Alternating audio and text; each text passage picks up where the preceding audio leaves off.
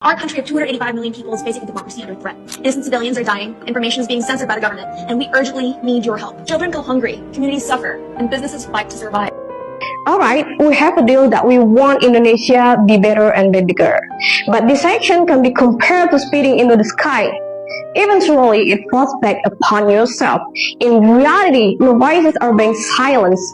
People remain free to express criticism toward the government. The state even takes responsibility for the medical treatment of demonstration victims. And as for the issue of hunger, you said, what the heck kind of lie is that? You must open your eyes that now the government is currently implementing free nutrition meal program to support its citizens. You are framing the situation as oppression is an exaggerated narrative. Such rhetoric is not only misleading but also potentially harmful to Indonesia's relation with the international community, especially in economic. So I suggest you be careful of your step. Mindful. Ngeri, tanah terlantar atau tanah dianggurin 2 tahun bisa disita oleh negara. Apa bener negara kita sekejam itu main sita-sita aja? Terus kalau hati yang dianggurin sama mantan, nasibnya gimana Pak? Apa bisa diselamatin sama negara juga? Bercanda. Jadi konsepnya begini teman-teman, yang dimaksudkan dengan tanah terlantar itu bukan tanah milik kamu, bukan tanah milik kaum kamu, bukan juga tanah warisan dari kakek nenek moyang kamu. Ini adalah merujuk kepada tanah yang sebelumnya sudah diberikan HGU dan HGB oleh pemerintah kepada pihak-pihak yang memiliki perusahaan ya. Jadi HGU itu adalah hak guna usaha, misalnya nih tanah untuk kamu jadikan perkebunan. Nah, HGB adalah hak guna bangunan. Tanah itu kamu gunakan untuk membangun bangunan, bisa juga di dalam perkebunan.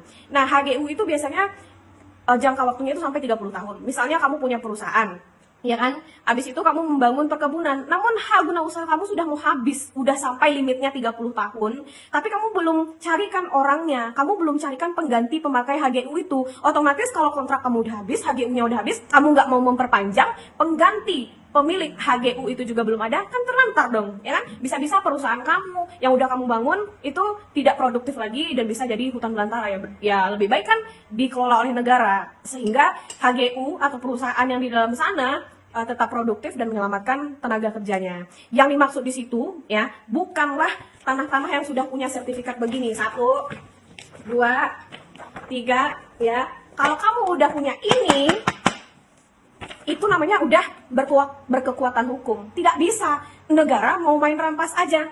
Mau kamu nggak bangun, mau kamu telantarin, anggurin kayak kamu nganggurin mantan kamu atau nganggurin ayang kamu waktu mau pacaran doang tuh manis-manisnya kagak apa. Dia udah punya hak milik kamu.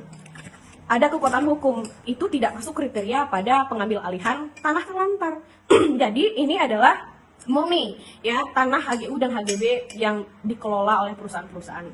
Mau merujuk ke hukumnya? Ayo. Nah teman-teman, ini adalah rujukan hukumnya biar jelas ya apa itu maksudnya tanah terlantar. Menurut Peraturan Pemerintah Republik Indonesia Nomor 20 Tahun 2021 tentang penertiban kawasan dan tanah terlantar ya. Kita tengok juga pengertiannya apa nih gitu kan. Nah, silahkan dibaca ini pada bab 1-nya ada ketentuan umum ya. Lihat pasal 1. Lihat pasal 1 ayat 1-nya. Kawasan terlantar adalah kawasan non-kawasan hutan yang belum dilengkapi hak atas tanah yang telah dimiliki izin konsesi perizinan berusaha yang sengaja tidak diusahakan. Jadi, sengaja tidak diolah. Kamu udah dapat izin nih. Tahu-tahu izinnya doang yang keluar tapi lu anggurin. Kan seperti gua bilang tadi nih, lu udah jadian, udah lu tembak itu ayang lu, tapi setelah jadian lu anggurin, kasihan banget, mending kasih nama teman lu, kan begitu ya kan. Nah jadi kamu udah dapat izin izin HGU, HGB-nya udah keluar, tapi tahu-tahu nggak kamu olah, nggak kamu produktifkan selama kurun waktu 2 tahun, makanya diambil lagi daripada ini nganggur jadi semak belukar, ya udah biar negara lagi yang mengolah ya. Jadi kamu baca bab 1 ketentuan umumnya di pasal 1 ya. Kita lanjut.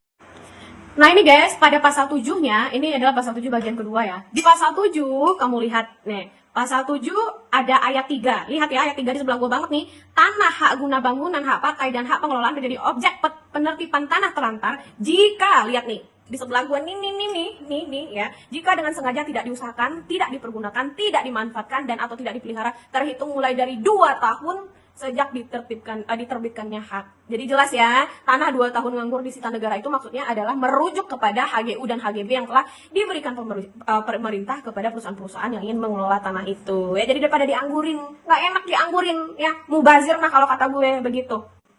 Jadi teman-teman, sebelum protes, sebelum teriak-teriak yang kenyataannya ternyata kamu tuang kosong nyari bunyinya, baiknya kamu harus menyelami informasi itu dengan baik, dengan bijak agar menghindari rasa malu gitu ya. Kalau kamu udah punya sertifikat bejibun kayak begini, ya, nih, ya nggak mungkin disita sama negara, ngadi-ngadi sama negara, gua kaduin ke BPN negara kalau begitu, ya, fahim kan?